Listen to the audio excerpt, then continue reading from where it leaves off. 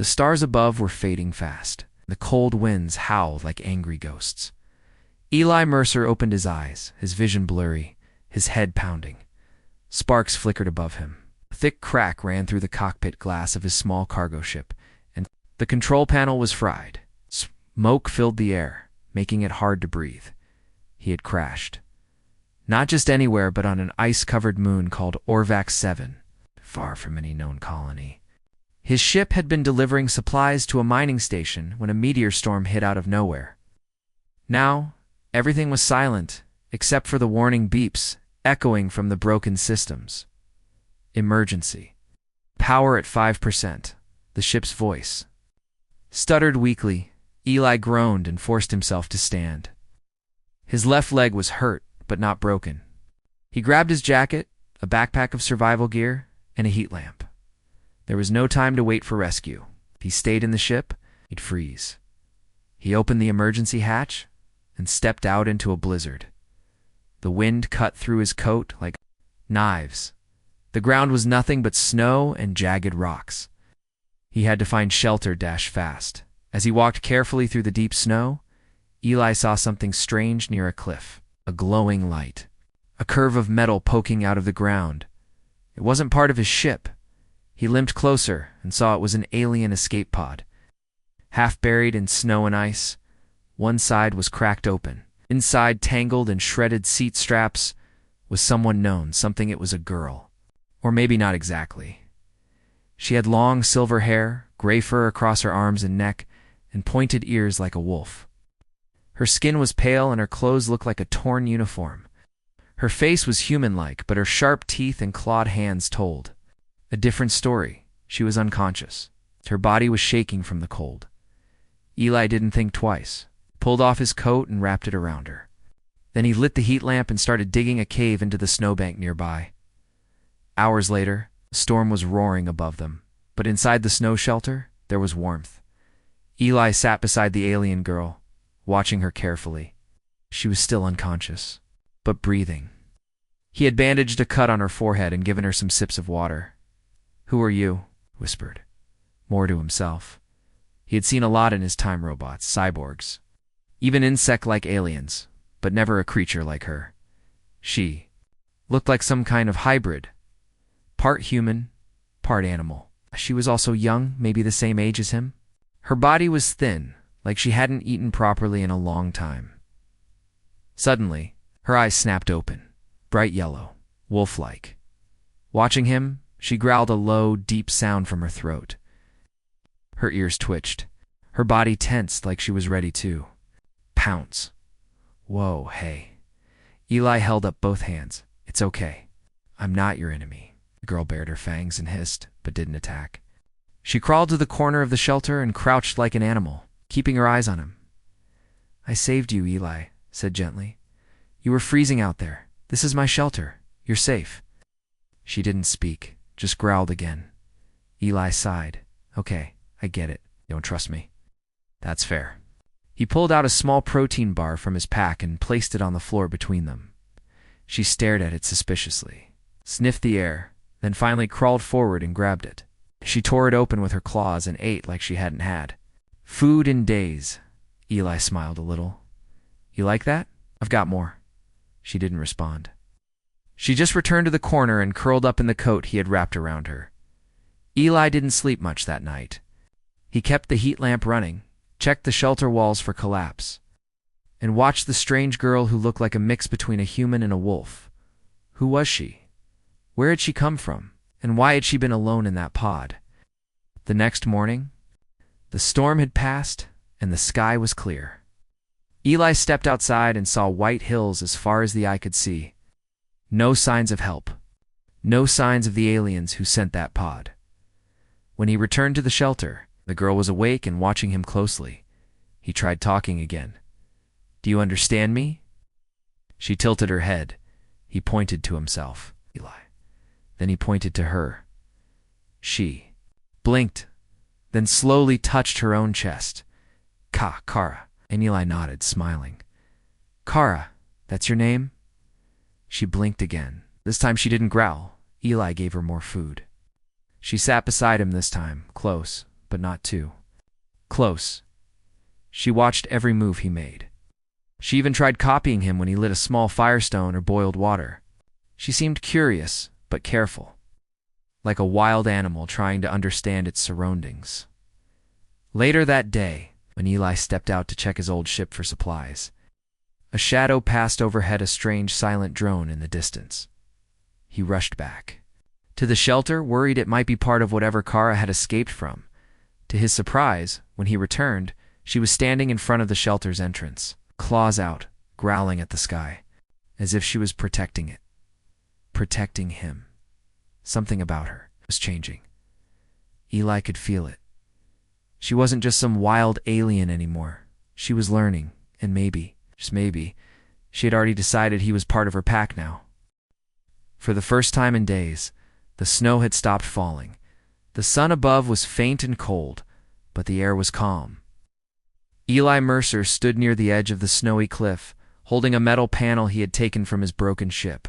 He used it as a signal mirror, hoping someone out there would see it behind him, inside the snow shelter. Kara sat watching. She didn't speak much, but she never took her eyes off him. Her silver hair blew gently in the breeze, and her ears twitched every few seconds. She sat like a guardian, still, quiet, alert. Eli returned to the shelter, shaking snow from his boots. No ships, no signals. We're still alone. Kara tilted her head. Alone? Eli smiled. Yeah, just us.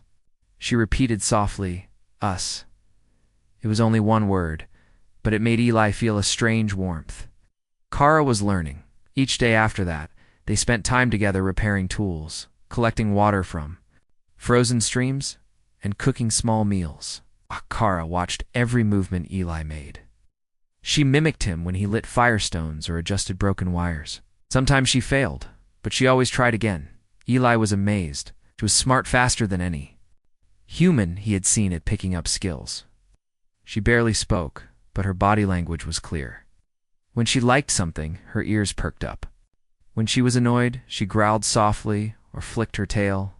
Yes, she had a tail too fluffy gray and usually hidden under the coat he gave her. Eli laughed once when he saw it moving. You really are part wolf, huh? I looked confused. Wolf. Eli pulled out his datapad and showed her a picture of a wolf from Earth. Kara stared at it, wide-eyed, then pointed to herself. Kara. Wolf? Eli nodded. Something like that. She gave a small smile, her first real one, and wagged her tail once. That night, they sat by the small fire in the cave, eating a heated ration pack. Eli looked at her and asked, Do you remember where you came from? Kara's smile faded. She looked down, her hands curling into fists. Cage. Cold. Bad men. Eli's heart sank. You were trapped. Ah! Kara nodded slowly. Lights, needles, pain. She pointed at her arms and legs. Small scars were visible, like she had been poked and tested too many times. Eli frowned. They experimented on you? Kara didn't know the word, but her face said everything. Her claws gripped the edge of her blanket. She wasn't just an alien girl. She had been created, or maybe changed by someone or something. I'm sorry, Eli said gently. Kara looked at him, her golden eyes soft now. You, not bad? He smiled. Thanks. You're not so bad either. She tilted her head again. Pack. What? Kara pointed to herself. Kara, then to him. Eli, then both. Pack. Eli paused for a moment, then grinned. Yeah, we're a pack now. The next morning, Eli heard something unusual while collecting wood near the old escape pod. Footsteps? He ducked down, signaling Kara to stay hidden in the snow shelter. She obeyed, crouching low like a hunter, eyes sharp and body still. Eli peeked. From behind a rock, small flying drone zipped past overhead. It looked aliens, smooth, black, and too advanced for human design. Kara growled low in her throat, her ears flattened. You've seen it before? Eli whispered. Cia nodded. They hunt. Eli's heart raced. If a drone was nearby, that meant someone was looking for her. The bad men she spoke of might be close. Maybe they didn't want to save her. Maybe they wanted to take her back. He grabbed Kara's hand. Can't stay here. Kara nodded again. Go. They packed quickly. Eli loaded what little gear he had. Some dried food, firestones, and his half-working datapad with a weak map. Kara helped tie the packs with quick fingers. She didn't complain. She didn't question. She followed him without fear. They left the cave behind and started moving across the ice valley, toward the east where Eli believed an abandoned research station might be. Their journey was hard. The snow was deep, and Eli's legs still hurt from the crash. Kara helped him when he slipped or slowed down. She scouted ahead, sniffed the air, kept her claws ready. They found animal tracks once, something big, with 6 legs. Eli wanted to avoid it. Kara growled and led him around the danger. At night, they found a broken shuttle husk buried under snow. Kara helped clean it and made it safe. They slept close for warmth. Kara curled up like a giant wolf beside Eli. In the darkness, she whispered, Kara, protect Eli. Eli looked at her, surprised. You already do. She closed her eyes. Eli, protect Kara. They both smiled. By the 3rd day, they were far from the crash site. The landscape was changing, less snow, more rock. Signs of old technology buried in ice. Eli felt hopeful, but Kara suddenly stopped walking.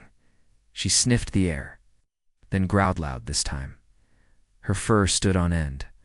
Her eyes glowed. Eli looked around. What is it? Then he saw a shadow in the distance, shaped like a ship, sleek, black, alien. They were being followed, CA. Era stepped in front of Eli and snarled. The wind picked up again. But this time it wasn't the cold that made Eli shiver. Someone was hunting them. But Kara wasn't going to run anymore. She had something to protect now, and she would growl at the entire galaxy if it tried to take him away. End of part 2.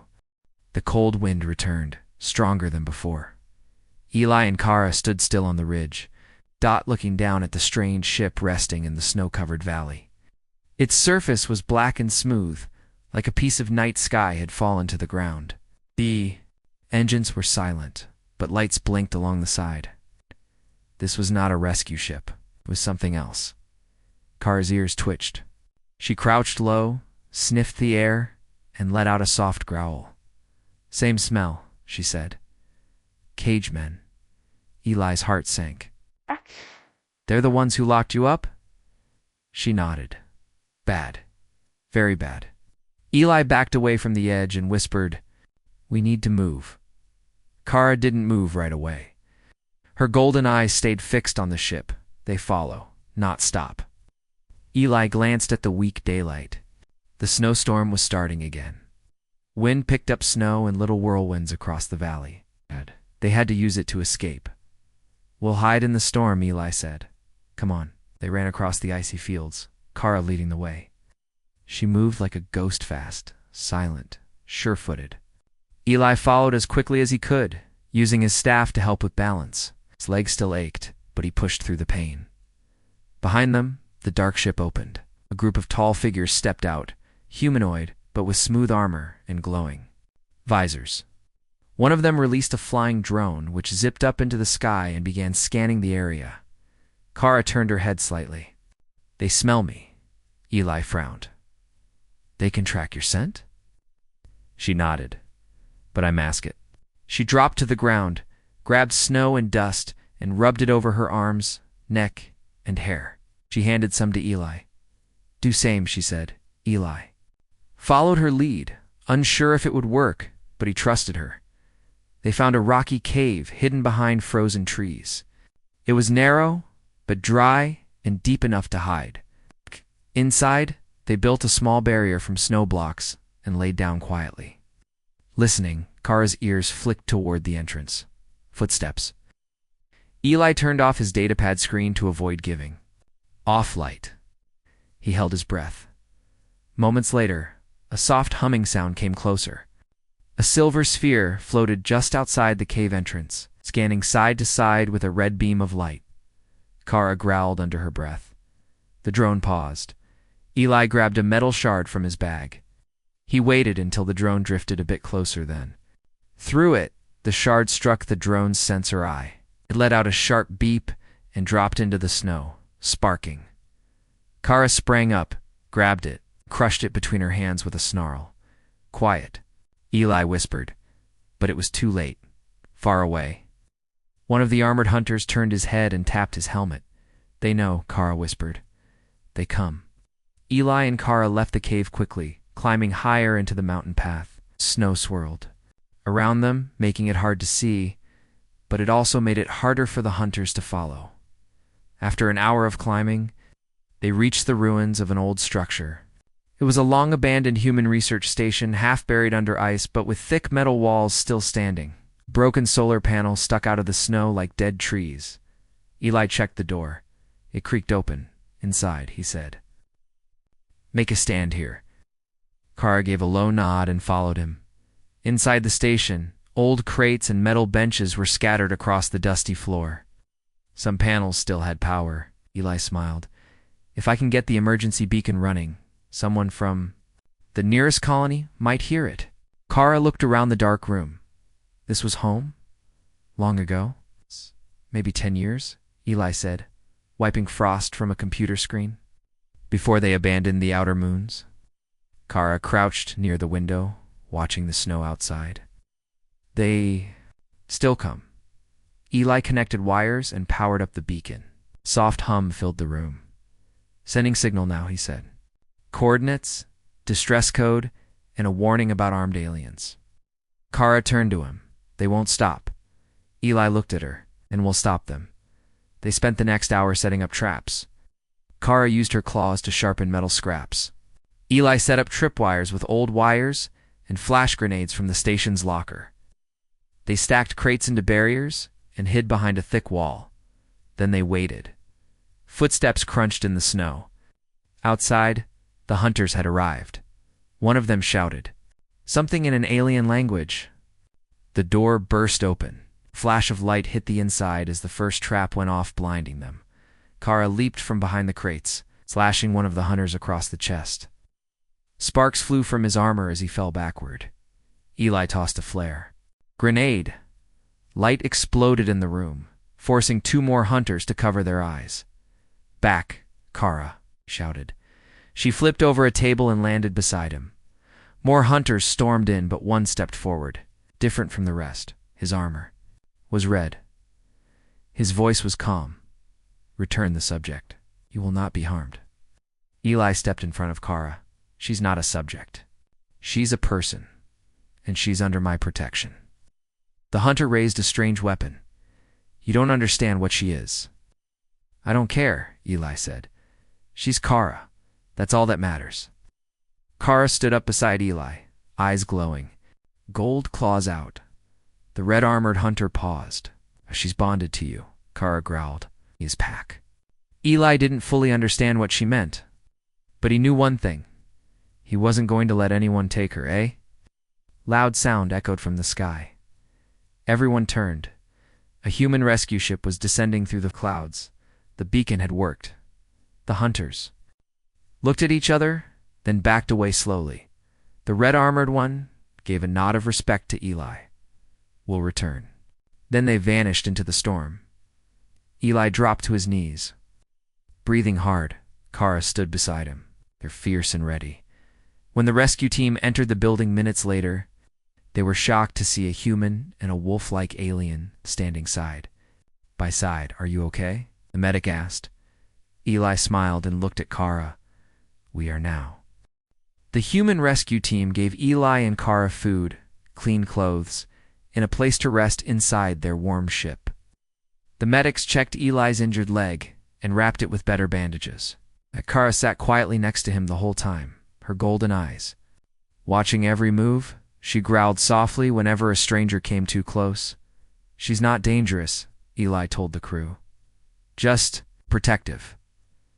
One young officer smiled nervously. "Protective is an understatement." She nearly bit Jenkins. "For handing you a bottle of water," Eli laughed. "It's her way of saying she cares."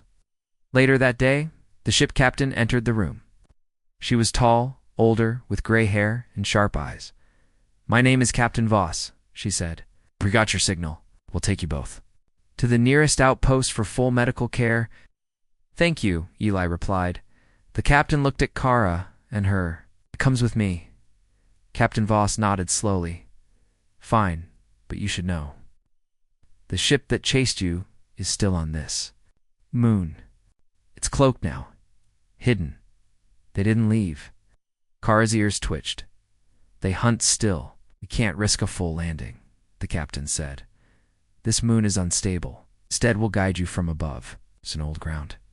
Path to Outpost 10, 80 kilometers east. It's abandoned, but has a secure transmitter. If you reach it, we can send a shuttle directly." Eli sighed. 80 kilometers on foot. Kara stood up. "We go." Eli looked at her, then smiled.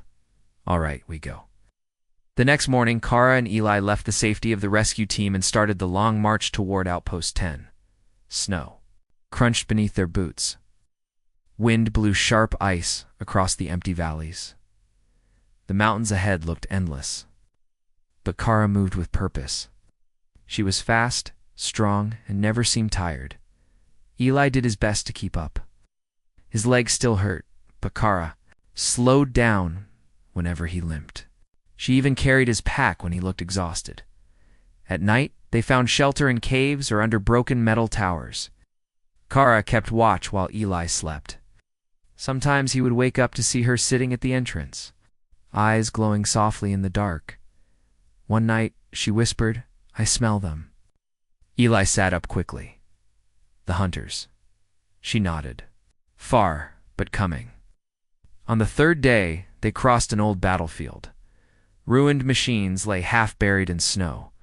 Broken robot arms, twisted metal, and black scorch marks covered the ground.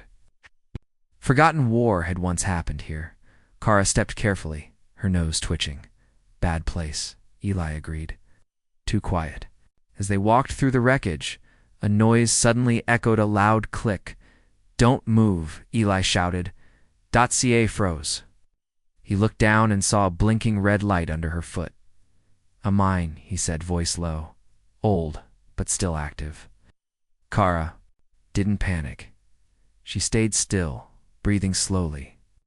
Eli knelt beside her and used his knife to carefully open the mine's casing. "I can disable it," he said. "But you can't move until I say." Kara closed her eyes. "Trust you." Eli worked fast. His fingers were cold and the tools were small. But after a few tense minutes, the mine powered down. "You're safe," he said. .ca a step off and gave a small smile. "You protect me now." Eli smiled back. "Always." Later that day, they reached a narrow bridge over a deep ice canyon. The wind roared through the gap, and the bridge swayed under their feet. Eli crossed slowly. Kara followed behind, halfway across. A high-pitched whistle cut through the air. A plasma blast hit the bridge's edge, burning part of the support ropes. "They found us," Eli yelled. Kara jumped forward and grabbed him just as another blast flew past. They ran the rest of the way and dove behind rocks. Above them, a dark ship hovered like a shadow, silent and cold. A small group of hunters dropped down with jetpacks, landing in the snow. .ca, Aris snarled. "We fight." Eli nodded. "No choice." They used the rocks as cover. Eli threw flash bombs while Kara leaped from shadow to shadow, striking with speed and claws. One hunter got too close. Kara tackled him, knocking off his helmet. The alien inside was pale, with blue skin and no eyes. He hissed, "She does not belong to you." Kara growled, "I belong to no one." She knocked him out cold. Eli used an old plasma cutter to destroy one of their drones. The others fell back, but just as they thought the fight was over, a loud howl echoed through the mountains. A new creature appeared, twice the size of the hunters. It had metal arms, red eyes, and fur like Kara's. Kara froze. "Kara?" Eli asked. "That is, one like me," she whispered, but changed. The creature roared and charged. Eli fired his last flare into its face, blinding it. Kara jumped high and struck with both claws, slashing its chest open. Sparks and wires burst out. The beast fell, shaking the ground. Kara landed beside Eli, breathing hard. That was one of the cage experiments. Eli looked at her. They turned others like you into monsters. She nodded, eyes sad. Was lucky. By nightfall, they finally reached the edge of a tall hill. Below them stood the dark shape of Outpost 10. Eli dropped to his knees in the snow, smiling. We made it. Kara stood beside him, tail swaying slowly. Pack is strong. They walked down the hill. Eli looked at her. Kara, why do you protect me so much? She didn't speak for a while. Then she said, because you saw me. Not as a thing, but as Kara. Eli nodded. You're not a thing. You're my friend, my family. Kara gave him a rare, true smile. Then I will never let anyone take you, and in that frozen land, under a dark sky. Two different beings, human and alien, continued their march, side by side, together. The ruins of Outpost 10 stood silent under a cold, gray sky. Broken towers and rusted antennas rose from the frozen ground, half buried in ice and snow. The place had been empty for years, but Eli Mercer and Kara knew this was their last chance. We can get the transmitter working, Eli said, brushing snow from the cracked doorway. Then the rescue ship can come get us. Kara looked around cautiously. Her sharp eyes noticed shadows moving behind the broken walls. She growled softly, her tail flicking. We're not alone, she said. Eli nodded. They're coming. The hunters won't give up. Inside the outpost, old consoles hummed faintly as Eli connected his datapad to a terminal. Sparks flew as the system tried to power up. Kara stood guard near the doorway, ears twitching. Minutes later, the transmitter roared to life. Eli sent out their coordinates along with a warning. Hostile aliens in pursuit. We did it, Eli whispered, relieved. Suddenly the snow outside stirred violently. The hunters had arrived. Kara's ears flattened. Prepare. Outside. Hunters gathered, their black armor blending into the shadows. They moved silently, using the ruined buildings as cover.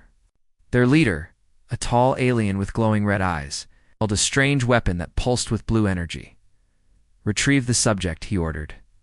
No mistakes. Back inside, Eli and Kara worked quickly to set up defenses. Eli arranged broken machinery into barricades and rigged old explosives he found in storage. Kara sharpened metal shards with her claws, ready to fight. When the first hunter tried to break in, a hidden trap exploded, throwing snow and debris into the air. The alien shouted and fell back, injured but not defeated. The battle was fierce. Kara moved like lightning, leaping over crates and slashing at enemies with claws that glittered in the cold light. She growled loudly whenever anyone got close to Eli.